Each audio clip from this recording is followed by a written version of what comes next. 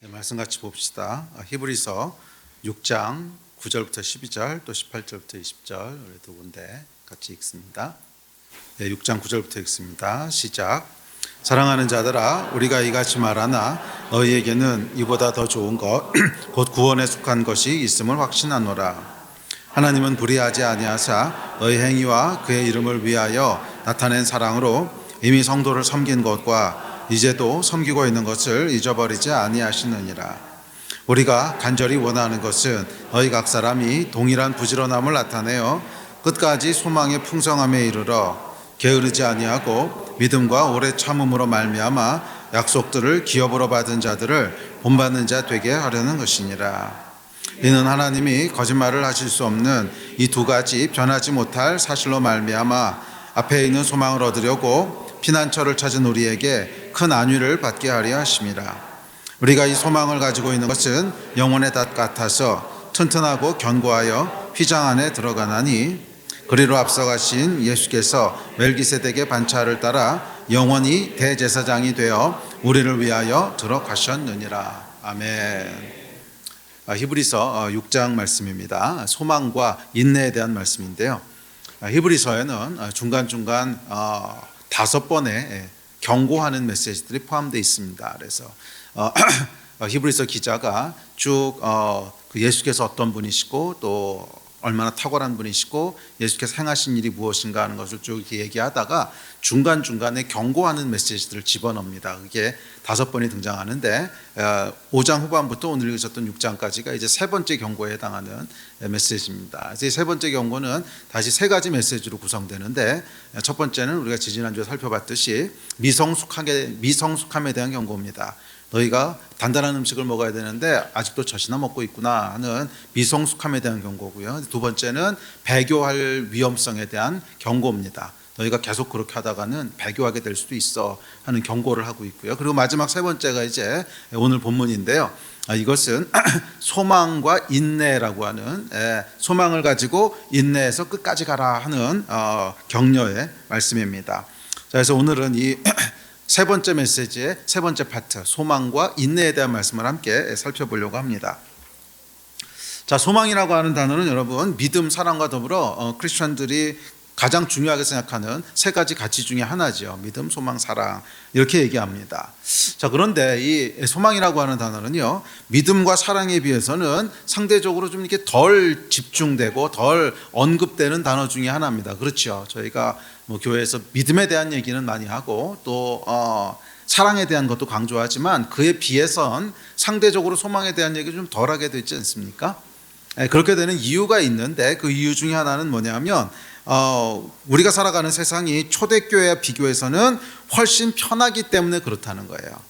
여러분, 소망이라고 하는 게 언제 강조되나 보십시오. 지금 살아가는 게 힘들 때 소망이라고 하는 게 강조되죠. 지금 살아가는 게 편하고 만족스럽고 모든 게 다 좋아요. 그런데 굳이 소망을 얘기할까요? 지금 살아가는 게 만족스러운데. 그러니까 소망을 얘기하게 되는 이유는 뭐냐면 지금 살아가는 게 힘들다는 거예요. 그러니까 지금 살아가는 게 버텨야 되고 고난이 있고 내로의 핍박이 있고 그런 것 때문에 힘드니까 이제 소망에 대한 것이 강조되는 것인데 살만한 거죠. 그래서 초대교회 당시와 오늘날을 비교하면 비교할 수 없을 정도로 풍요롭습니다. 그러니까 풍요로운 삶 속에서 또 신앙을 핍박하는 내로도 딱히 없어요. 기껏해야 그냥 욕 좀 먹거나 눈치 좀 보거나 그러니까 눈총 좀 받거나 그런 거지 그 이상의 핍박이라고 하는 것은 없습니다. 그러니까 굳이 소망을 언급하지 않아도 그냥 그럭저럭 살만한 거죠. 또 한 가지 이유가 있는데 또 한 가지 이유는 물질적으로는 이렇게 풍요하지만 정신적으로는 어떤 시대와도 비교할 수 없는 가장 힘들고 피폐한 시대를 살아가고 있습니다. 그렇죠. 그래서 여러분 보면 이 정말로 깊은 절망 가운데 있는 사람에게는 소망이란 단어를 얘기하는 것도 좀 부담스럽습니다. 그러니까 이것도 조금 가능성이 있을 때 소망이란 얘기하는 게 위로가 되죠. 정말 완전한 절망과 완전한 낙심 가운데 있을 때는 소망이라는 얘기를 하잖아요. 그러면 놀리는 것 같이 들립니다. 전혀 가능성도 없어 보이는 얘기를 왜 하는 거야? 이런 생각이 들고요. 너는 내 입장 안 돼봐서 몰라. 이런 생각이 든단 말이에요.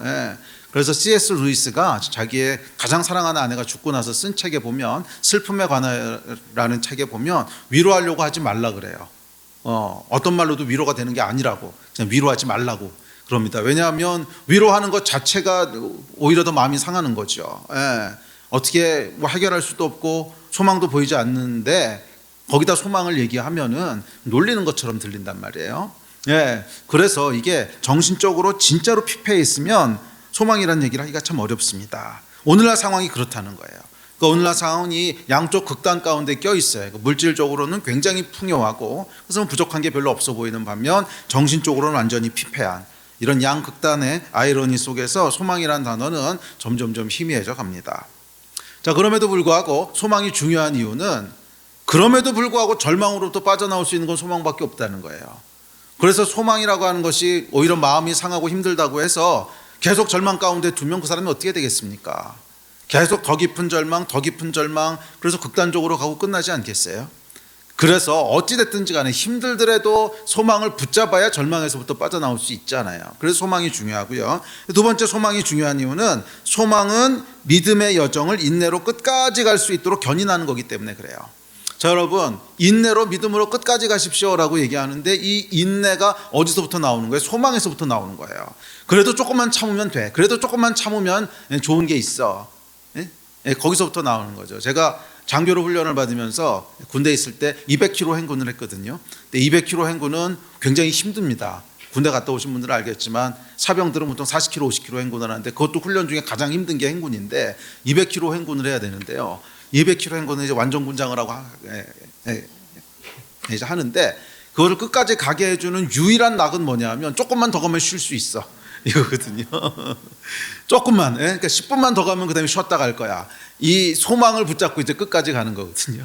그래서 10분 갔다가 쉽니다. 그러면 또 일어나서 걷죠. 그럼 걷다가 또 이제 거의 포기하고 싶어지면 10분만 더 가면 쉴 수 있어. 그러니까 이게 소망이라고 하는 건 우리로 인내하게 만들어주는 거죠. 그래서 소망이 있기 때문에 조금만 더 가면 돼. 조금만 더 가면 돼.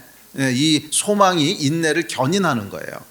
그래서 소망이 필요한 이유는 소망이 사라지잖아요. 그러면 그냥 그 자리에서 멈추게 됩니다. 더 이상 갈 수 있는 동력이 없어요. 그래서 소망이 중요합니다. 자, 오늘은 히브리서에서 얘기하고 있는 소망에 대한 말씀을 함께 살펴보려고 합니다. 아마 오늘부터 이렇게 해서 한 두세 번 정도 소망과 인내에 대한 말씀을 살펴볼 텐데 하여간 시작해 봅시다. 자, 소망에 대한 정의부터 시작하는 게 좋을 것 같습니다. 소망이라고 하는 게 뭔가? 자, 소망에 대한 일반적인 정의는 원하는 일이 이루어지거나 좋은 결과를 기대하는 마음입니다. 반면 철학자들은 소망에 대한 철학적 정의는 인간이 미래에 대해 가지는 긍정적인 기대와 이상, 현실적 제약을 넘어 더 나은 상태나 결과를 추구하려는 내적 열정, 그렇게 얘기하고 있고요. 또 심리학자들, 소망에 대한 심리학적인 정의는 개인의 목표를 설정하고 이를 달성하기 위해 노력하도록 동기를 부여하는 내적 가치. 그러니까 심리학자들은 소망을 이 동기를 부여하는 것으로 이해합니다. 소망이 있어야 어떤 동기가 생기고 앞으로 갈 수 있다는 거죠. 자, 그런데 중요한 것은 성경적인 정의겠죠. 자, 우리 크리스천들은 그러면 성경적으로 소망을 뭐라고 정의하느냐? 자, 이렇습니다. 하나님의 약속에 대한 확신과 그 약속의 성취를 기다리고 인내하는 것이 소망의 정의입니다. 그러니까 소망이라고 하는 건 뭐냐면 우리 마음 안에 있는 내적인 열망인데 그것은 우리에게 동기를 부여해서 인내함으로 끝까지 가게 하는 그런 것이고요. 복음 안에서 소망의 근거는 하나님에 대한 믿음입니다. 하나님께서 약속하신 것은 반드시 이루셔. 거기에 대한 신뢰, 그 믿음이 소망입니다. 자, 이 히브리서와 또 성경에서 얘기하는 소망은요, 꼭 종말론적인 것만은 아닙니다. 종말론적이라고 하는 것은 뭐 이 땅에서의 삶이 다 끝나고 나면 천국에 대한 소망이 있어, 이것만 소망이라고 얘기하는 게 아니라는 거예요.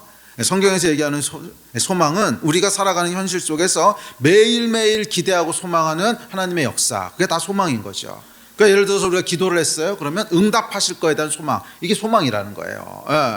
그래서 우리가 살아가면서 매일매일 기대하게 되는 하나님의 역사, 그러니까 병을 치유해 주는 것부터 시작해서 재정을 회복시켜 주시고 또 부흥에 대한 소망에 이르기까지 이 땅에서 우리가 이루어지기를 원하는 하나님의 역사는 다 소망이라고 얘기합니다. 자, 히브리서 기자는 우리 마음에 이런 소망으로 풍성해지기를 축복합니다. 그러니까 하나님이 일하실 거야, 하나님이 이렇게 하실 거야 하는 기대하는 마음으로 충만하고 풍성해지기를 축복합니다. 자, 11절입니다. 시작. 우리가 간절히 원하는 것은 너희 각 사람이 동일한 부지런함을 나타내어 끝까지 소망의 풍성함에 이르러. 소망의 풍성함에 이르기를 축복하고 있습니다. 자, 그래서 풍성함이라고 하는 단어의 그 원어를 찾아보면요, 확실하다 이런 뜻입니다. 확실하다. 다음에 또 한 가지 뜻은 이렇게 많다, 자주 있다 이런 뜻이에요. 그러니까 소망의 풍성함이라고 하는 것은 첫째는 확실함이고요. 소망에 대한 확실함. 두 번째는 무슨 뜻이냐면 그 소망에 대한 생각을 더 많이 더 자주 하게 되는 거예요.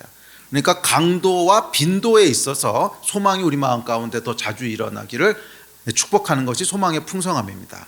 강도라고 하는 건 뭐냐면 소망에 대한 확신이 더 강해지는 것이고요. 빈도라고 하는 것은 그 소망에 대한 생각을 더 자주 더 많이 하게 된다는 거예요. 그래서 여러분 우리 마음 가운데 여러 가지 생각들이 있지 않습니까? 뭐 현실에 대한 생각도 있고 또는 뭐 염려하는 마음도 있고 또 뭐 실망하고 낙심하는 마음도 있고 소망하는 마음도 있고, 그런데 소망이 풍성하다라고 하는 건 뭐냐면 이 소망에 대한 마음들이 더 자주 더 많이 우리 마음 가운데 떠오른다는 거예요. 빈도에 있어서. 다음에 강도는 뭐냐면 더 확실해진다는 거예요. 그게 풍성하다는 뜻입니다. 자, 이 풍성해지기를 축복하는데 그렇게 될 때까지 부지런함을 나타내라고 권면합니다. 그렇죠? 부지런함을 나타내요. 여기서 부지런함이라고 하는 단어는 헬라어로 스푸데라고 하는 단어인데, 이 단어는 외적인 행동의 부지런함보다는 내적인 것을 얘기하는 단어입니다. 그래서 뭐 열정, 간절함 이런 단어인데, 이 성경에 등장하는 대부분의 헬라어들의 이제 공통적인 특징이 있어요. 그러니까 공통적인 특징이 뭐냐면 외적인 행동보다는 내적인 동기를 얘기하는 단어들이 압도적으로 많아요. 자, 그러니까 이 스푸데라고 하는 단어만 봐도 이렇습니다. 그러니까 스푸데라고 하는 단어가 물론 부지런한 행동을 지칭하는 단어도 돼요. 그러니까 부지런한 행동이라고 하는 것은 이렇게 앉아있지를 못하고 바지런히 일어나고 손도 바지런히 굴리고 이런 걸 묘사하는 단어긴 한데, 본질적으로는 뭐냐면 이런 부지런한 행동이 왜 나오냐는 거예요. 마음에 동기가 있을 거 아니에요. 그러니까 마음에 어떤 열정이 있으니까 부지런한 행동이 나오는 것이고, 간절함이 있으니까 어떤 부지런한 행동이 나오는 것이지, 열정도 없고 간절함도 없다면 뭐 부지런한 행동이 나오지 않겠지요. 그래서 스푸데라고 하는 단어의 본질적인 뜻은 뭐냐면 그런 행동이 나오게 되는 마음의 내적인 상태를 묘사하는 단어입니다. 근데 이것만 그런 게 아니고 성경에 등장하는 많은 단어들이 비슷해요. 다 이 내적인 어떤 동기, 그런 행동이 나오도록 하는 마음의 상태를 묘사하는 단어들이에요. 네, 그렇죠? 그러니까 성경의 메시지는 뭐냐면 행동을 이렇게 고쳐라, 저렇게 바꿔라 하는 것이 아니라 그 행동이 나오도록 하는 마음의 변화를 얘기하는 겁니다. 너희가 마음의 변화를 받아 이렇게 얘기하거든요. 자, 그래서 이 부지런함이라고 하는 단어도 행동의 부지런함이 아니라 우리가 부지런히 움직이게 만드는 어떤 마음의 동기들, 그게 뭐예요? 열정, 간절함, 뭐 이런 것들을 얘기하는 거죠. 그래서 너희 마음 가운데 열정과 간절함, 그래서 앉아있지 못하게 하는, 멍 때리고 있지 못하게 하는 그런 열정과 간절함을 잊어버리지 말도록 해라 하는 뜻입니다. 그러니까 이 말씀을 조금 더 원어의 의미를 첨가해서 해석을 하면 너희 마음의 소망에 대한 그 빈도와 강도가, 소망에 대한 확신과 자주 생각하게 되는 빈도가 마음을 가득 채울 때까지 열정과 간절함을 잃어버리지 않도록 해라, 이런 권면입니다. 그래요 여러분, 신앙은요 간절함과 갈급함입니다. 갈급함을 잃어버리면 신앙의 여정은 거기서 멈추게 됩니다. 그렇죠 여러분, 갈급함이 없는데 앞으로 가지는 않아요. 갈급함이 없으면 거기 딱 멈추게 됩니다. 그래서 예수께서도 수고하고 목마른 자들에게 오라고 하셨지 배부르고 만족한 자들에게 오라고 부르신 적은 한 번도 없어요. 사람이요 배부르고 만족하잖아요. 그럼 하나님께 나가지 않습니다. 배부르고 만족한데 막 간절히 하나님을 찾고 이거 잘 안 나온단 말이에요. 그럼 언제 나오죠? 줄이고 목마르고 뭐 그럴 때 나오는 거예요. 그래서 예수님께서 줄이고 목마른 자 나오라고 하시죠. 그러니까 신앙의 핵심은 뭐냐면 갈급함이에요. 하나님 아니시면 안 됩니다. 하나님 아니시면 안 됩니다. 내가 예수님 아니면 안 됩니다 하는 이 갈급함, 그게 결국 우리 신앙의 어떤 아주 중요한 그 코어인데, 그러니까 그걸 잃어버리면 안 된다는 거예요. 그걸 잃어버리면 안 된다는 거예요. 그래서 이 누가 하나님께 나가고 누가 예수를 찾습니까? 갈급한 자가 찾습니다. 배부른 자는 하나님께 나오지 않아요. 누가 끝까지 갑니까? 갈급한 사람이 끝까지 갑니다. 열정과 갈급함에서 나오는 열심이 있는 사람이 끝까지 가요. 출발은 다 같이 합니다. 그런데 갈급함이 없는 사람은요, 적당히 가다가 멈춥니다. 뭐 별거 없네, 뭐 기도해도 아무 일도 안 일어나네. 실망해서 멈추고, 매너리즘에 빠져서 멈추고, 세상 재미에 팔려서 멈추고, 환난과 고난이 힘들어서 멈춥니다. 그래서 예수께서 뭐라고 말씀하셨냐면 씨 뿌리는 비유를 말씀하세요. 우리 다음 구절 같이 볼까요? 시작. 그런즉 씨 뿌리는 비유를 들으라. 아무나 천국 말씀을 듣고 깨닫지 못할 때는 악한 자가 와서 그 마음에 뿌려진 것을 빼앗나니 이는 곧 길가에 뿌려진 자요. 돌밭에 뿌려졌다는 것은 말씀을 듣고 즉시 기쁨으로 받되 그 속에 뿌리가 없어 잠시 견디다가 말씀으로 말미암아 환난이나 박해가 일어날 때에는 곧 넘어지는 자요. 가시떨기에 뿌려졌다는 것은 말씀을 들으나 세상의 염려와 재물의 유혹에 말씀이 막혀 결실하지 못하는 자요. 좋은 땅에 뿌려졌다는 것은 말씀을 듣고 깨닫는 자니 결실하여 어떤 것은 100배, 어떤 것은 60배, 어떤 것은 30배가 되느니라 하시더라. 아멘. 자, 이 비유가 말하고 있는 그 메시지는 명확합니다. 끝까지 가야 열매가 있다는 거예요. 끝까지 가야 열매가 있다는 거예요. 네. 이 씨앗이라고 하는 것은 여러분 기본적으로 심겨지면 결국 뭔가 나와서 싹이 나와서 열매가 맺습니다. 그 생명력이 씨 안에 함축돼 있어요.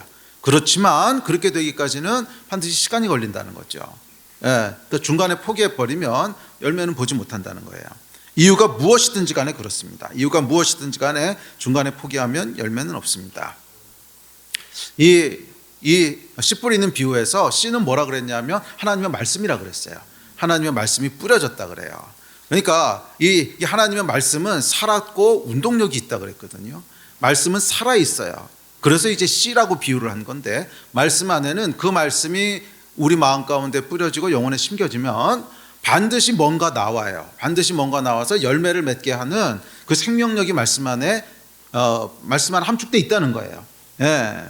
자, 그것이 이제 씨입니다. 그래서 말씀을 읽고 말씀을 들으면 이 씨앗이 우리 가운데 심겨지고 그 심겨진 씨앗을 뭐라 그러냐면 약속이라 그러는 거예요. 그래서 말씀은 약속입니다.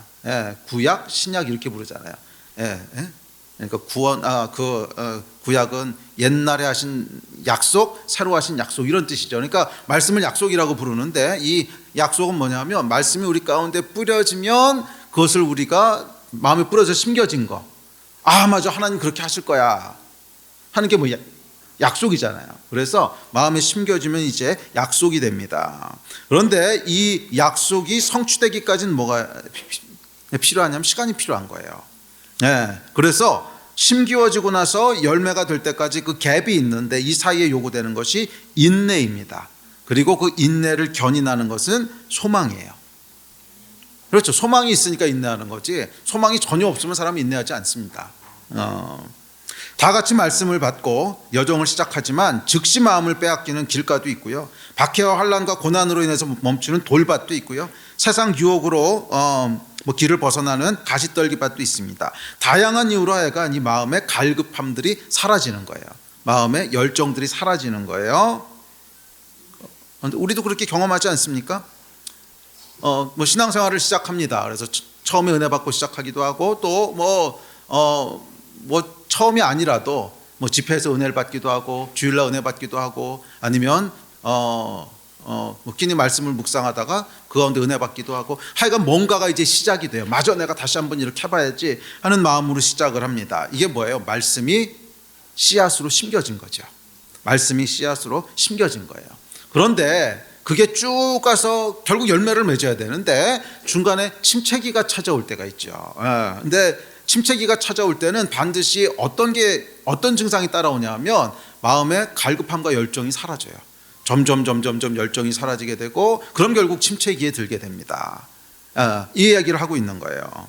자, 그래서 히브리서는 뭐라 그러냐면 어떤 이유든지 간에 이 부지런함, 갈급함을 잃어버리면 안 돼.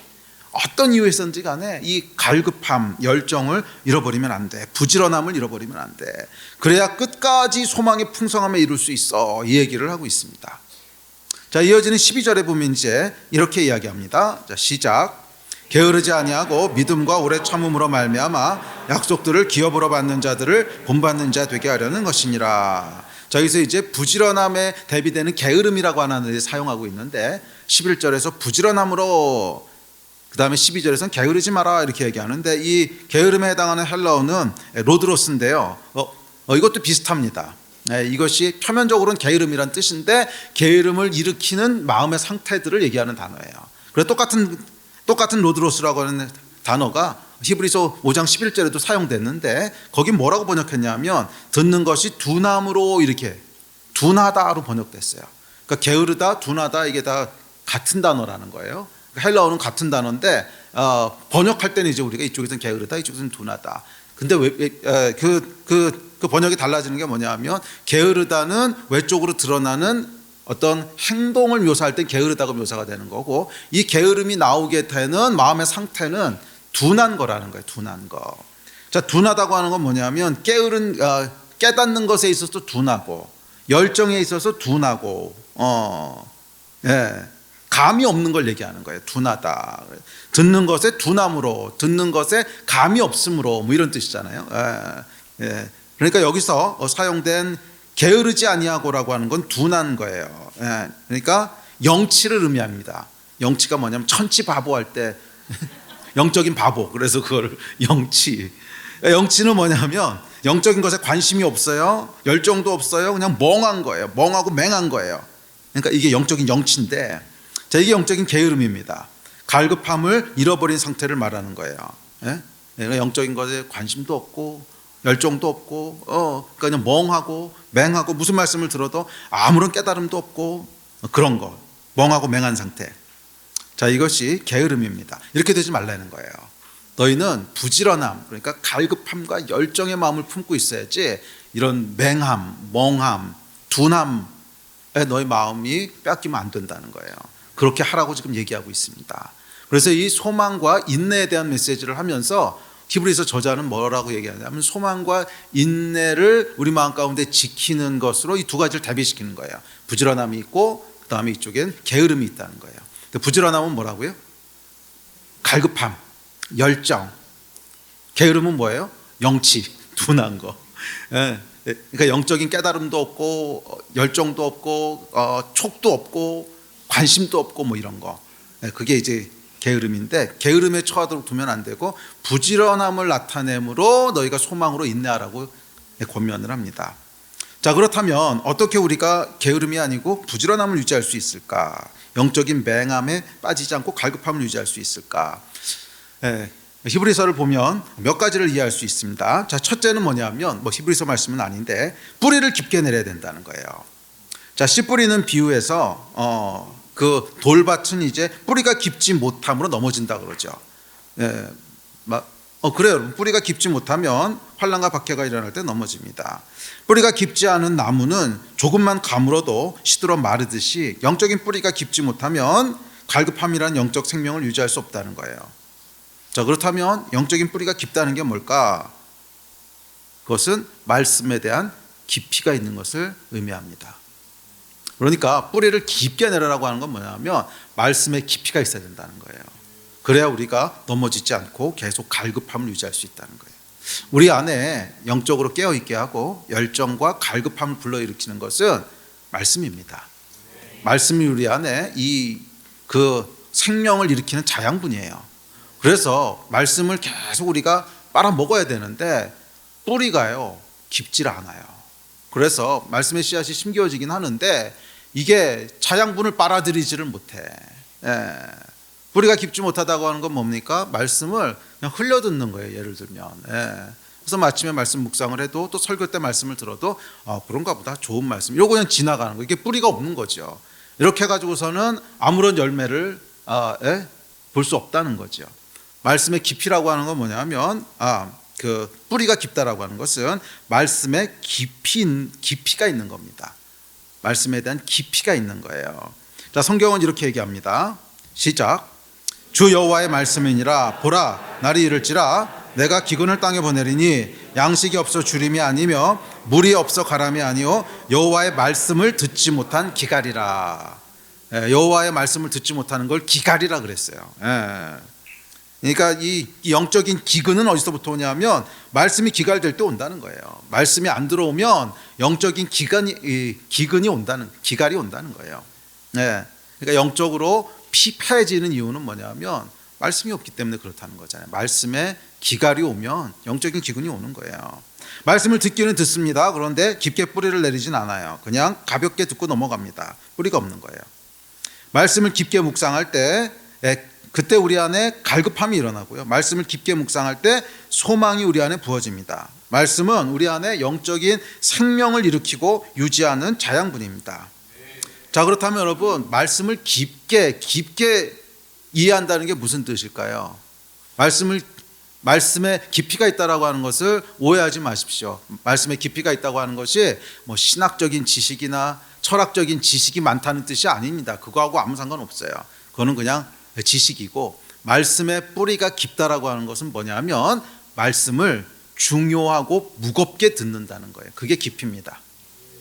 말씀을 중요하고 무겁게 듣는다는 거예요. 그래서 예를 들어서 여러분들이 끼니 말씀을 이렇게 묵상하느라고 펼쳤어요. 그랬더니 본문이 무엇이든지 정직하며 뭐 이런 말씀이 나왔단 말이에요. 그러면 뭐 그 말씀 하나 가지고도 맞아, 이게 무엇이든지 정직하라고 하셨는데 찔리는 게 있잖아요. 정직하지 못하게 했던 것들.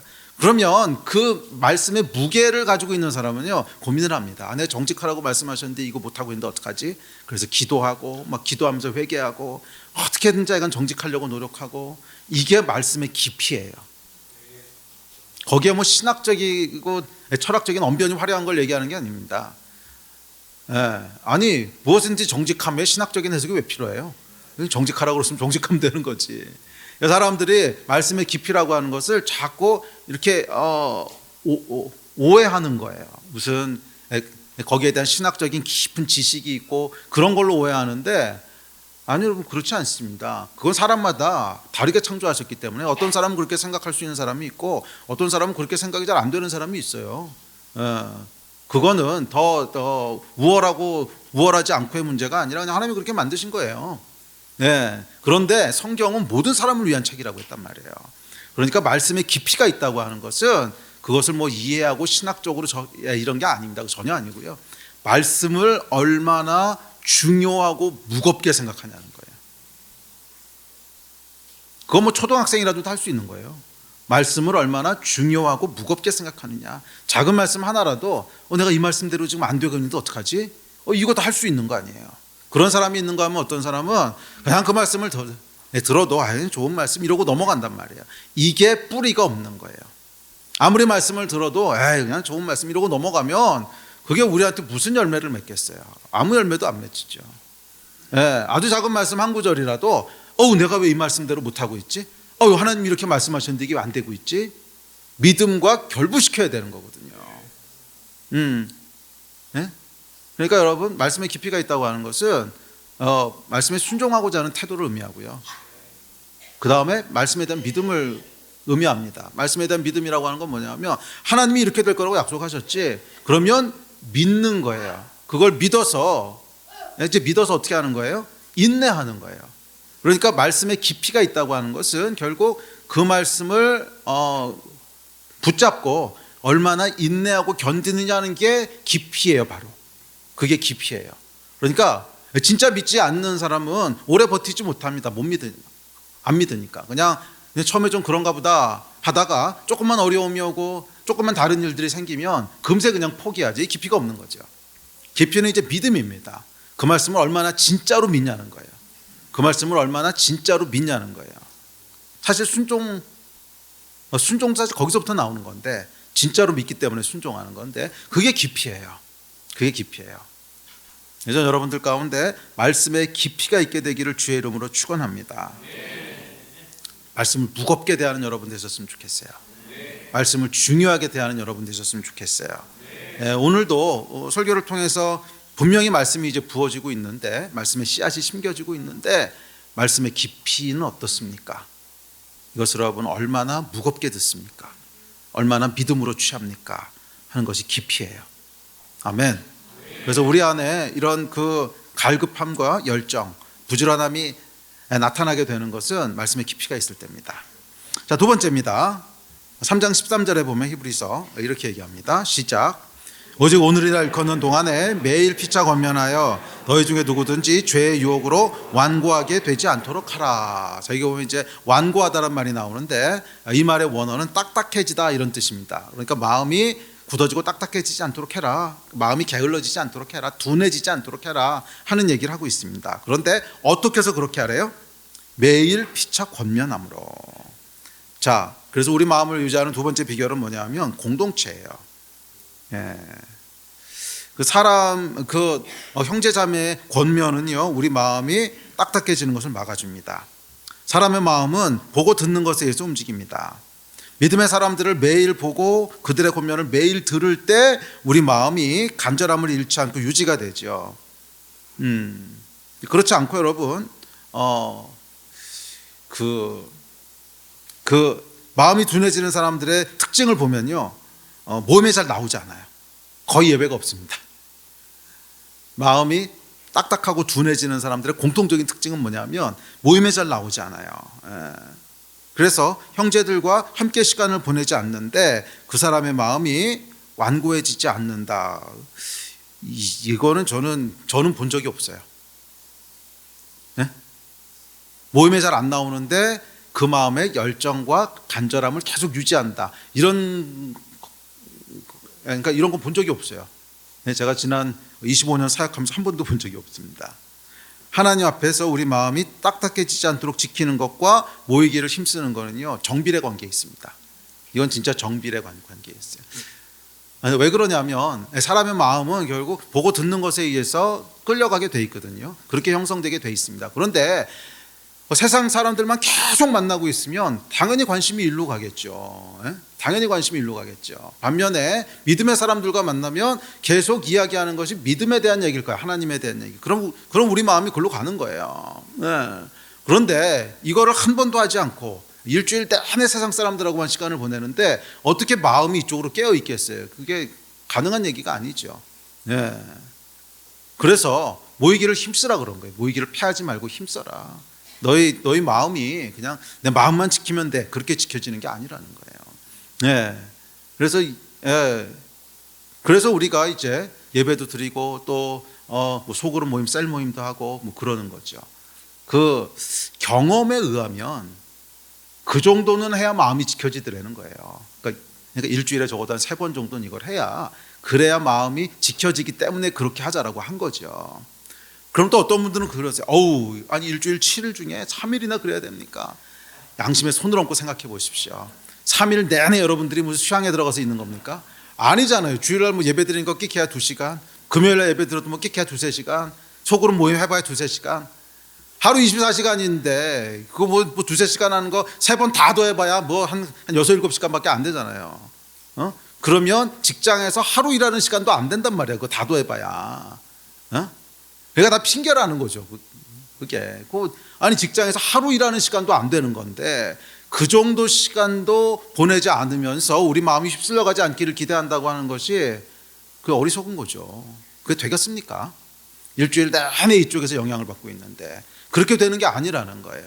그래서 성경에 3번 모여라 이렇게 나와 있지는 않지만 저희가 이렇게 경험상 보니까 그 정도는 함께 있어야 우리 마음이 지켜질 수 있더라. 그래서 권하는 거예요.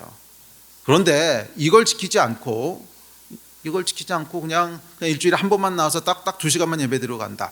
아마 거기서 마음이 지켜지면 진짜 기적입니다. 거기서 마음이 지켜지면 진짜 기적이에요. 이거 안 되더라고요. 목사도 안 될 거예요. 그거 아마. 그래서 성경은 뭐라 그랬냐면 매일 피차 권면하여 죄의 유혹으로부터 완고하게 되지 않도록 하라. 모이기를 패하는 어떤 사람들의 습관과 같이 하지 말고 오직 권하여 그날의 가까움을 볼수록 더욱 그리하자. 모이기를 패하지 말라는 거예요. 그렇게 해서 안 된다는 거죠. 기억하십시오 여러분. 마음을 지키기 원하신다면 모이기를 힘쓰셔야 돼요. 아주 구체적인 걸 하셔야 돼요. 세 번째가 있습니다. 세 번째는 늘 감사하는 말과 습관을 들이십시오. 거룩한 습관을 들이는 것인데 습관의 능력은 위대합니다.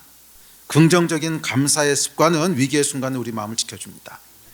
그 예전에 제가 손흥민 선수가 인터뷰하는 걸 한번 본 적이 있어요. 근데 기자가 이제 인터뷰를 하면서 어떻게 그렇게 골 결정력이 좋으십니까? 어떻게 이렇게 슈팅을 정확하게 하십니까? 이제 그러고 물어봤더니 손흥민 선수가 뭐라고 대답하냐면 어렸을 때부터 하루도 안 빠지고 하루에 수백 번 수천 번씩 슛 쏘는 연습을 했다는 거예요. 지금도 하고 있다는 거예요. 그게 비결이다 이렇게 대답하는 것을 봤습니다. 네, 그래서 이거를 수백 번 수천 번을 계속 하다 보니까 몸에 밴 거예요. 그래서 계산하고 하는 게 아니라는 거예요. 이 자리에 왔으니까 이렇게 하고 저렇게 쏴야지 이렇게 계산하는 게 아니고 그냥 그 자리에서 공이 오면 아무 생각 없어도 그냥 몸이 움직인다는 거예요. 아무 생각 없어도 몸이 저절로 가서 발이 저절로 그 각도로 차게 된다는 거예요. 이게 습관이죠. 그래서 그걸 사람들이 손흥민 존이라고 부르죠. 손흥민 존이라는 게 있거든요. 이렇게 골대를 앞두고 이쪽 구석이나 이쪽 구석에서는 차면 정말 거의 들어가요. 들어가지 않으면 이제 골키퍼가 막을 수도 있는데 하여간 잘못 차는 애가 거의 없어요. 여기하고는 차면 거의 정확하게 갑니다. 그래서 사람들이 거기를 손흥민 존이라고 부르는데 근데 그게 계산하고 하는 게 아니라는 거예요. 수백 번 수천 번 했기 때문에 그냥 몸에 밴 겁니다. 그래서 그 자리에 딱 서 있을 때 공이 오잖아요. 그러면 그냥 몸이 알아서 반응을 하는 거예요. 아무 생각 없어도. 네. 자, 생각해 보십시오, 여러분. 시합에서 그 짧은 순간에, 찰나의 순간에 어느 방향에서 어느 각도로 발목을 어떻게 해서 차지 이러고 있으면 끝입니다, 그냥. 네, 벌써 상대 수비수가 와가지고 길 다 막고요. 네, 공 다 뺏어가고 그러지요. 그러니까 슛을 해야 되는 기회가 오면 그냥 저절로 나오는 거예요. 생각하고 계산하고 그러는 게 아니고 몸이 반응하는 겁니다. 이게 뭐예요? 습관이라는 거예요, 습관. 습관을 통해 몸에 밴 거예요. 생각하고 계산하고 이래서 나오는 것이 아니라 그냥 나오는 것. 이게 습관의 파워입니다. 영적으로도 그렇다는 거예요. 영적인 습관을 들이라는 거예요. 영적인 습관이 중요하다는 거예요. 영적인 습관을 만드십시오. 그러니까 예를 들면 부정적인 말을 입에 담지 않는 습관 이런 거. 근데 제가 그 습관에서 제일 중요한 거 한 가지만 꼽으라면 전 말의 습관이라고 얘기하고 싶어요. 말. 이 말에는 여러분 권능이 있거든요. 말에는 권능이 있는데 이게 습관이 잘못 들면 계속 하지 말아야 될 말을 한단 말이에요. 그런데 이 말을 제일 처음 듣게 되는 사람은 누구예요? 나지요, 나. 아무리 남편한테 이렇게 쏟아놓는다고 해도 남편 귀보다 내 귀가 더 가까워요. 그러니까 얘기하면 내 귀로 먼저 들어오는 거란 말이야. 그리고 사람의 마음은 무엇에 만들어진다고요? 듣는 것 보는 것에서 만들어지는 거예요. 그런데 계속 부정적인 말, 저주의 말들이 내 귀로 들어오면 그 마음이 어떻게 선한 마음이 되겠어요? 그게 여러분들의 운명을 만드는 거예요. 근데 이게 운명을 만든다는 생각은 못하고 계속 그거 나도 모르는 사이에 나오는 거예요. 왜? 습관이니까.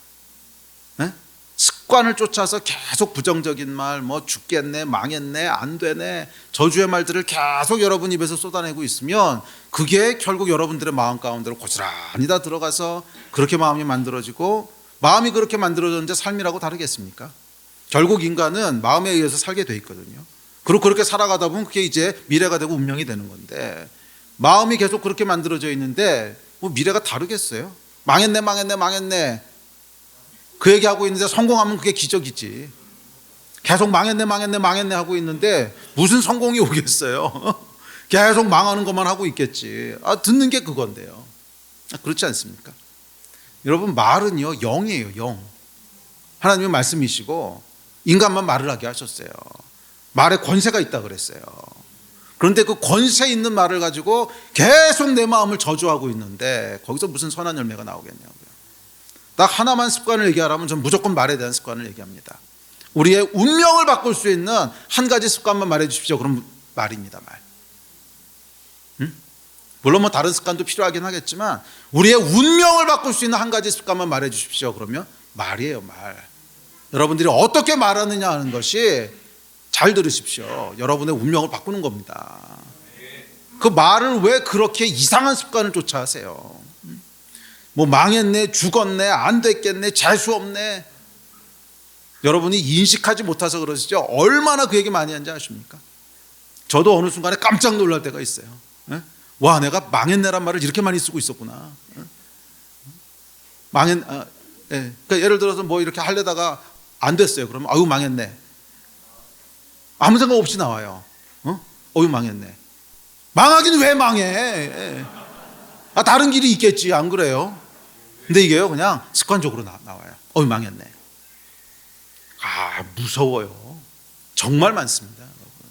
말의 습관들 한번 천천히 보세요. 네? 여러분은 인식 못할 수 있으니까 배우자한테 물어보세요. 정확합니다. 배우자한테 정확합니다. 그거부터 바꾸셔야 돼요. 그래야 여러분들의 마음이 바뀌고, 마음이 바뀌어야 운명이 바뀌고 미래가 바뀌는 거지. 네?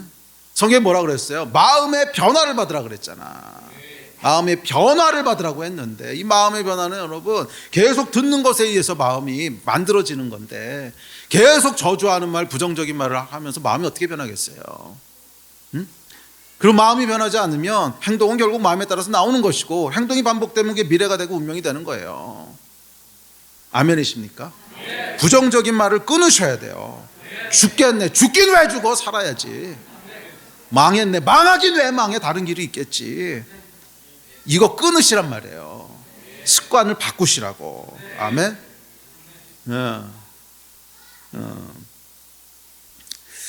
또 반대로 감사의 말을 하는 습관. 이거 계속해서 만들어 가셔야 됩니다.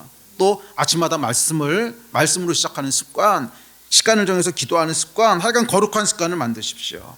이 거룩한 습관이 마음을 지켜주고, 그것이 우리의 미래를 만드는 거예요. 예수께서도 여러분 습관을 쫓아 기도하셨다고 나와 있습니다. 다음 구절 한번 찾아볼까요? 시작. 예수께서 나가사 습관을 따라 감람산에 가심에 제자들도 따라갔더니, 습관을 쫓아 기도하셨다는 거예요. 그래서 십자가라고 하는 절체절명의 위기의 순간에도 당황하지 않고 기도의 자리로 이끌어줬던 건 습관이셨어요. 십자가라고 하는 사건이 일어나면 당황하시지 않았겠습니까? 제자가 배신을 하고 군인들이 잡으러 오고 얼마나 당황스러워요.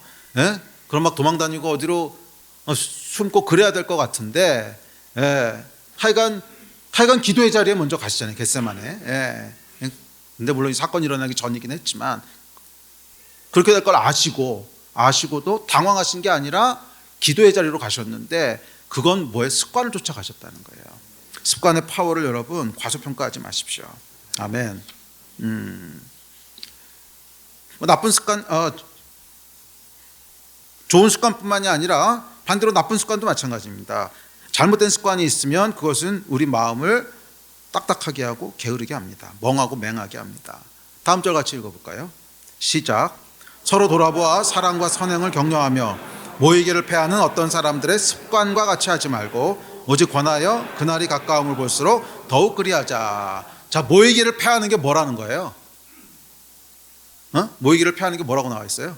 습관이라는 거예요. 모이기를 패하는 거 습관이라는 거예요. 셀 모임에 빠지는 거 습관이라는 거예요. 예배 늦는 거 습관이라는 거예요. 예배 늦는 게 여러분 왜 문제가 되는 줄 아십니까? 말씀을 경홀히 하기 때문에 문제가 되는 거예요. 그러니까 율법적으로 시간 지켜야지 이게 아니라 하나님의 말씀을 향한 경외하는 마음이 있어야 말씀을 무겁게 받지. 대충 하여간 시간 될 때 늦었는데 거기에 여러분 잘도 말씀이 무게를 갖겠습니다. 왜 늦느냐? 습관이라는 거예요. 셀모에 왜 빠져? 습관이라는 거예요. 온라인 예배 습관이라는 거예요. 습관. 마음을 지키려면 뭐 해야 된다는 거예요? 이 습관을 파야 된다는 거예요. 아멘. 어떻게? 거룩한 새로운 습관을 만들므로. 습관을 바꾸는 가장 좋은 방법은요, 새로운 습관으로 덮어 쓰는 겁니다. 그게 가장 좋은 방법입니다. 아멘. 여러분의 마음을 들여다보십시오. 소망의 풍성함이 있습니까? 하나님의 행하실 거에 대한 기대가 있습니까? 아니면 혹시 반대로 염려와 낙심과 무관심과 무기력에 짓눌려 있지는 않습니까? 그렇다면 오늘 뭔가 새로운 걸 시작하셔야 돼요. 새로운 걸 시작하셔야 돼요. 습관은 항상 새로운 것을 시작하는 것으로 시작하는 거예요. 아무것도 새로 시작하지 않았는데 한 달 있으면 새로운 습관이 생겼다, 이런 일이 일어나지 않죠. 오늘 뭔가 새로운 걸 시작했으니까 한 달 뒤에 1년 뒤에 새로운 습관이 내 안에 장착되어 있는 것이지, 오늘 아무것도 시작하지 않았는데 한 달 뒤에 1년 뒤에 새로운 습관이 있을 거다, 그런 건 안 일어난다는 거예요. 그래서 습관은 항상 뭘로 시작하는 거예요? 새로운 일을 시작하는 것으로 시작하는 거예요. 오늘이라 일컫는 동안에 새로운 일을 시작하셔야 돼요. 새로운 습관을 만드셔야 돼요. 아멘. 아직은 첫걸음이지만 장차 습관이 될 그것을 오늘 시작하십시오. 오직 오늘이나 일컫는 동안에 새로운 일들을 시작하십시오. 새로운 습관의 첫 수를 뜨셔야 돼요. 참 흥미로운 것이 여러분, 뇌과학자들의 연구, 그 연구한 것을 보니까요, 결단하기만 해도 뇌가 바뀐대요. 뇌가 바뀐다는 말은 조금 이상한데, 그러니까 뇌에서 분비되는 물질들이 달라진다는 거예요. 그러니까 우리 생각하기를 오랫동안 지속적으로 해야 뇌가 달라질 거라고 생각을 하는데 아니라는 거예요. 결단하기만 해도 나오는 물질들이 달라진대요. 분비되는 물질이 바뀌고 호르몬들이 바뀌어서 뇌파가 바뀐답니다. 네? 결단하기만 해도 뭔가 하고 싶은 열정이 생기고요. 결단하기만 해도 의지가 생기고요. 결단하기만 해도 흥미가 생기고 그런다는 거예요. 그래서 여러분 속담에 시작이 반이라고 하는 말이 뇌과학적으로 정확한 말이라는 거예요. 결단하기만 해도. 우리도 그런 적 있지 않습니까? 저도 이제 운동하러 가야 되는데 너무 가기 싫을 때 있어요. 막 몸은 쫙 처지고 오늘 빠지면 안 될까. 그럴 때 이제 결단을 하는 거죠. 간다. 그러면은 이 안에 이제 다른 반응들이 일어나요. 가서 땀 흘리고 운동하면 막 기분 좋아질 거에 대한 기대감. 그래서 그래도 가면 재밌을 것 같고 막 이런 게요 나와요. 근데 이게 결단하기 전에 갈까 말까 했을 때는 전혀 내 뇌에서 일어나지 않던 반응인데 에이까지 거 가자 그러면 다른 생각들이 떠오른단 말이에요. 이게 여러분 결단만 해도 뇌가 달라진다는 거예요. 뇌에서 나오는 분비물들이 달라진다. 이게 뇌과학자들이 하는 얘기입니다. 자, 그래서 여러분 하여간 뭔가를 새로운 것을 시작하는 결단을 하셔야 돼요. 아멘. 이 예배가 여러분들 뇌가 바뀌는 예배가 되기를 축복합니다. 뇌가 바뀌는 예배가 되기를 축복합니다. 뭔가를 결단하셔야 돼요. 뭐를? 새로운 습관을, 새로운 일들을 결단하셔야 돼요. 여러분을 살릴 새로운 습관이 될 그 일을 오늘 시작하십시오. 1년 뒤에 여러분들이 오늘을 돌아보면서 감사하게 될 겁니다. 중요한 건 오늘이라 일컫는 동안에 하라 그랬어요. 오늘이라 일컫는 동안에 하라. 미루지 말라는 거예요. 아마 여러분 아실 거예요. 내가 어떤 새로운 일을 시작해야 되는지. 새로운 습관들을 지금 셋업하셔야 돼요. 내가 이거 할 거야. 결단하셔야 돼요. 말에 대한 거면 나는 앞으로 망했네란 말은 절대로 안 할 거야. 셋업하시는 거예요. 딱. 난 부정적인 얘기는 절대 안 할 거야. 그런 결단들을 하시라는 거예요. 다음에 안전장치를 만드십시오. 배우자하고 약속해. 내가 그 얘기 한마디 할 때마다 10,000원씩 낼게. 이런 거. 배우자한테 주지 마시고 헌금하세요. 이런 거. 결단하시라는 거예요. 그랬을 때 새 일들이 시작될 줄 믿습니다. 자, 마지막으로 소망의 결과는 그럼 뭘까요? 마음의 소망이 풍성하면 어떤 결과가 따라올까? 자, 다음 절 같이 읽습니다. 시작. 우리가 간절히 원하는 것은 각 사람이 동일한 부지런함을 나타내어 끝까지 소망의 풍성함에 이르러 게으르지 아니하고 믿음과 오래 참음으로 말미암아 약속들을 기업으로 받는 자들을 본받는 자 되게 하려는 것이니라. 그가 이같이 오래 참아 약속을 받았느니라. 아멘. 여러분 소망은요 인내를 낳습니다. 그렇죠? 소망이 인내를 견인한다고 했죠. 그리고 인내가 있으면 약속을 기업으로 받는다는 거예요. 약속이 이루어지는 걸 본다는 거예요. 자, 하나님의 약속에는 두 가지 중요한 속성이 있는데 첫째는 반드시 이루어진다는 것이고 두 번째는 언제 이루어질지 모른다는 거예요.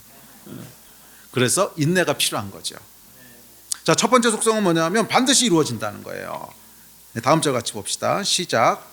하나님은 약속을 기업으로 받는 자들에게 그 뜻이 변하지 아니함을 충분히 나타내시려고 그 일을 맹세로 보증하셨나니 이는 하나님이 거짓말을 하실 수 없는 이 두 가지 변하지 못할 사실로 말미암아 앞에 있는 소망을 피난처를 찾은 우리에게 큰 안위를 받게 하려 하심이라. 자, 하나님은 거짓말하실 수 없는 분이시기 때문에 반드시 약속을 이룬다고 하는 것이 첫 번째 속성입니다. 그래서 약속에 필요한 게 뭐냐면 믿음이에요. 믿음과 결부시켜야 돼요. 그런데 두 번째 속성이 있다 그랬죠. 이 두 번째 속성은 언제 이루어질지는 하나님만 아신다는 거예요. 바로 이루어질 수도 있고요. 한 달 뒤에 이루어질 수도 있고 10년 뒤에 이루어질 수도 있고 내가 죽은 다음에 이루어질 수도 있어요.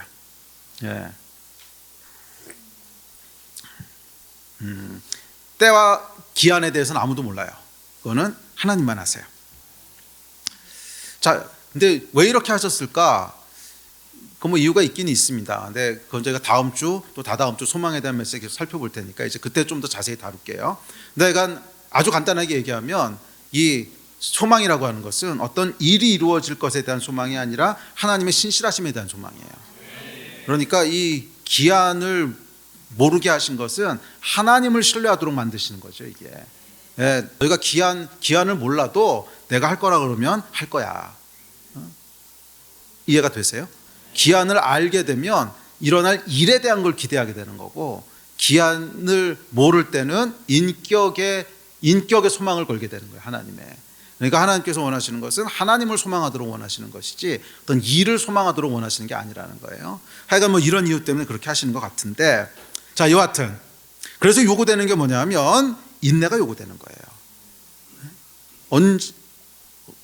그러니까 언제 이루어질지 모르니까. 그래서 약속을 기업으로 받는 모든 자에게 요구되는 두 가지는 믿음과 인내입니다. 믿음과 인내. 자, 다음 구절 읽어봅시다. 시작. 믿음과 오래 참음으로 말미암아 약속을 기업으로 받은 자들을, 너희에게 인내가 필요함은 너희가 하나님의 뜻을 행한 후에 약속하신 것을 받기 위함이라. 아멘. 믿음과 오래 참음이 있어야 된다는 거예요. 믿음과 오래 참음으로 우리가 약속이 이루어지는 것을 보게 됩니다. 자, 이 씨 뿌리는 비유에서 씨는 말씀입니다. 우리가 하나님의 말씀을 듣고 읽을 때 우리 영혼에 씨앗이 뿌려집니다. 그리고 그 뿌려진 씨앗을 우리가 믿음으로 취할 때 그게 약속이 되는 거예요. 아멘이십니까? 말씀이 기록되어 있는데 그 말씀이 나한테 뿌려졌어요. 그래서 믿음으로 취했어요. 그러면 그게 나를 향한 하나님의 약속이 되는 거죠. 그 믿음으로 취하기 전까지 그냥 나하고 분리되어 있는 말씀인데 말씀을 들었어요. 그래서 맞아, 하나님이 이렇게 하실 거야. 예. 그렇지, 하나님이 승리하실 거야. 그렇지, 하나님이 치유하실 거야. 그렇지, 하나님이 회복시키실 거야. 그렇지, 하나님이 부흥을 주실 거야. 그렇지, 하나님이 이 나라를 구원하실 거야.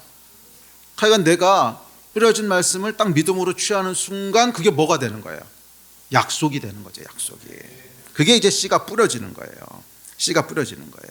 예. 오늘도 씨앗이 뿌려지고 있습니다. 아멘이십니까? 네. 오늘 이곳에 선포된 수많은 말씀들이 계속 씨앗을 뿌리고 있는 거예요. 그것을 여러분들이 그렇지 하고 믿음으로 취할 때 약속이 되는 겁니다. 네. 근데 불행하게도 많은 사람들이 약속을 받기는 하는데 성취되는 걸 보지 못하고 중간에 낙마합니다. 낙심으로, 염려로, 박해로, 유혹으로 중간에 멈춰요. 그러면 약속이 성취되는 것은 볼 수 없다는 거예요. 그러니까 약속이 성취되는 걸 보려면 어떻게 해야 되는 거예요? 끝까지 가야 되는 거예요. Keep going. 그게 히브리서의 주제예요. Keep going 하라는 거예요. 끝까지. 그리고 그것을 끝까지 가게 해주는 것이 바로 소망이라는 거예요. 소망은 인내를 견인합니다. 이게 소망의 역할이에요. 아멘. 우리 예배팀 앞으로 나오십시오.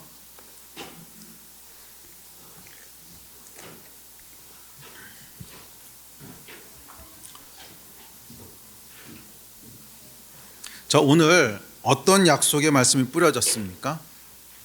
여러분들은 어떤 씨앗을 심으셨습니까? 많은 말씀들이 선포되고 많은 말씀들이 여러분 귀와 눈에 들려지지만 그것이 약속이 되는 것은 여러분들이 믿음으로 취하셨을 때예요. 그냥 그렇지 않으면 그냥 흘러 지나가는 말씀이죠. 그런데 그거를 딱 믿음으로 취하는 순간, 그렇지, 하나님이 이렇게 하실 거야. 그렇게 취하는 순간 그것은 이제 독립되어 있는 어떤 말씀이 아니라 나에게 주시는 개인적인 약속이 되는 거예요. 계속 말씀을 약속으로 취하는 여러분 되시기를 바랍니다. 하여간 여러분, 씨가 많이 심겨져야 나중에 뭐라도 나오지 않겠어요? 아무것도 심겨지지 않는데 뭐가 나오겠어요? 그래서 말씀은 믿음과 결부시켜야 되는 거예요. 말씀은 믿음과 결부시켜야 거기서 뭔가 나오는 것이지, 말씀을 믿음과 결부시키지 않고 그냥 좋은 말씀 그럼 심은 게 없는데 뭐가 나오겠어요? 씨를 심는다고 하는 것은 믿음으로 취하시는 겁니다. 그렇지, 하나님이 이렇게 약속하셨어. 그렇지, 하나님이 이긴다고 하셨어. 그렇지, 하나님이 치유한다고 하셨어. 그렇지, 하나님이 어떻게 한다고 하셨어. 이것을 취하는 여러분 되시기를 바랍니다. 그리고 그걸 취하셨다면 이제 하셔야 될 건 뭐예요?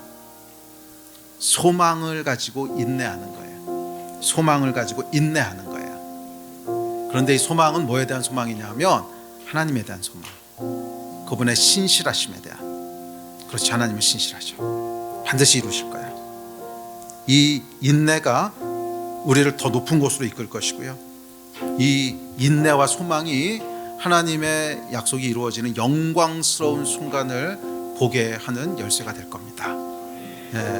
소망과 인내 가운데 끝까지 완주하신 여러분 되시기를 주의 이름으로 축원합니다.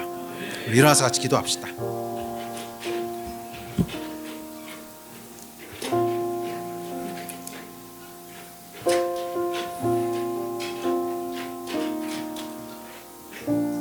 여러분, 하나님의 말씀은요 살았고 운동력이 있어요. 하나님의 말씀은 영이기 때문에 글자가 아닙니다. 이게 영이에요. 네? 이 말씀에 하나님께서 하나님의 영감을 불어넣어서 기록한 말씀이기 때문에 말씀에는 여러분 무한한 생명이 있습니다. 그래서 이 말씀 우리 가운데 심기어지면 놀라운 열매를 맺을 수 있어요. 믿음으로 씨앗을 심는 여러분 되십시오. 그리고 그 열매가 맺어질 때까지 포기하지 마십시오. 끝까지 가는 여러분 되시기를 축복합니다. 이 일을 위해서 우리 다 같이 한번 기도합시다. 하나님, 오늘 제가 이 말씀을 믿음으로 취합니다. 이 말씀이 열매를 맺게 해주십시오. 중간에 포기하지 말게 해주시고 내 안에 영적인 게으름이 아니라 영적인 부지런함이 충만하게 하여 주십시오. 달급함과 열정을 잠시도 잃어버리지 않게 하여 주십시오. 아멘. 이 마음 가지고 우리 주여 세 번 부르짖고 다 같이 합심해서 기도하시겠습니다. 주여, 주여, 주여.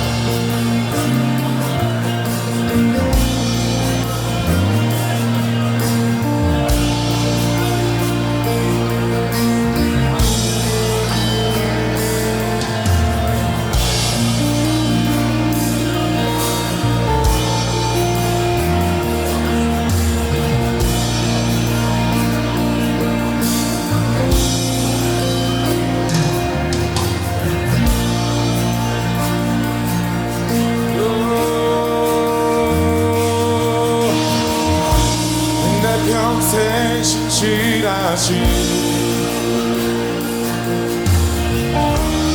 내 평생 선하신 하나님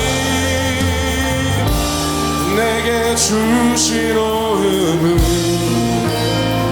선하신 주 노래하리라.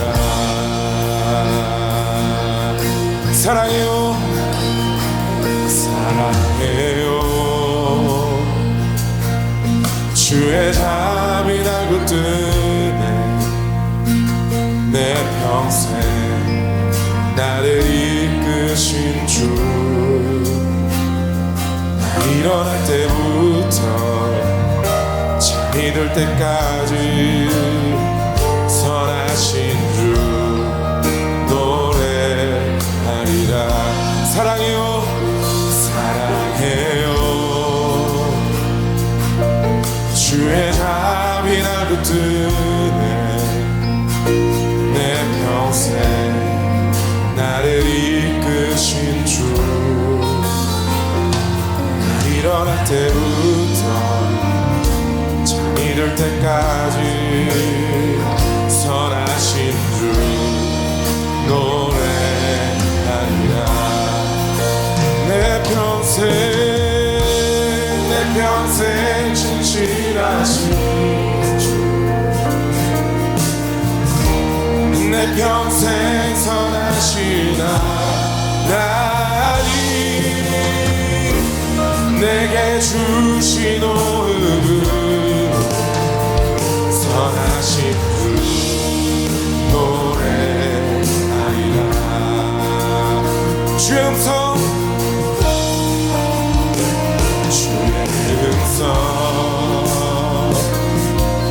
불 가운데 인도하네 밤에도 나와 함께 하시네. 주는 나의 아버지 주는 나의 친구 내 삶에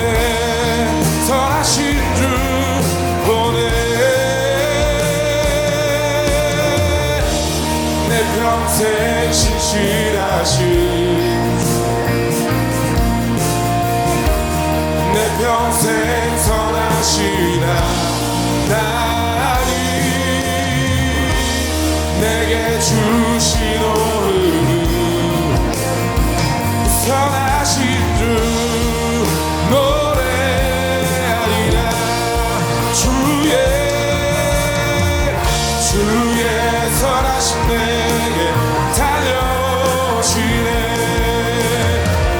주의 선하신 내게 달려오시네 내 삶을 드려 주께 순복해 모든 주 드리니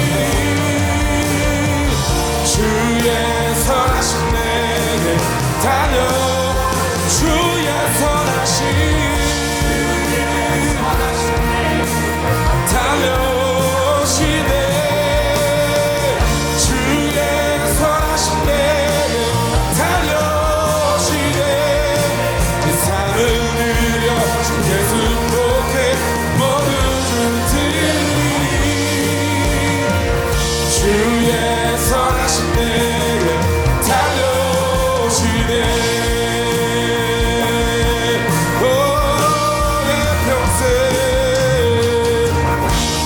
내 평생 신실하신 내 평생 선하시나 하나님 내게 주신 오늘 선하신 노래하리라. 예, 그렇습니다. 우리 하나님 선하시고 좋으신 분이십니다. 하나님의 신실하심에 대한 소망을 놓지 말게 하여 주시고 끝까지 충성되게 완주하는 귀한 성도님들 다 되게 하여 주시옵소서. 혹시라도 마음이 둔해지고 낙심과 절망 가운데 있는 지체가 있습니까? 오늘 하나님의 말씀이 뿌려졌사오니 믿음으로 취하게 하시고 이 말씀을 신뢰하게 하셔서 끝까지 빛 가운데 걸어가는 귀한 성도들 다 되게 하여 주시옵소서. 주께서 결국 이루실 것을 믿습니다. 반드시 이루실 것을 믿습니다. 감사합니다. 주 예수 그리스도의 이름으로 기도했습니다.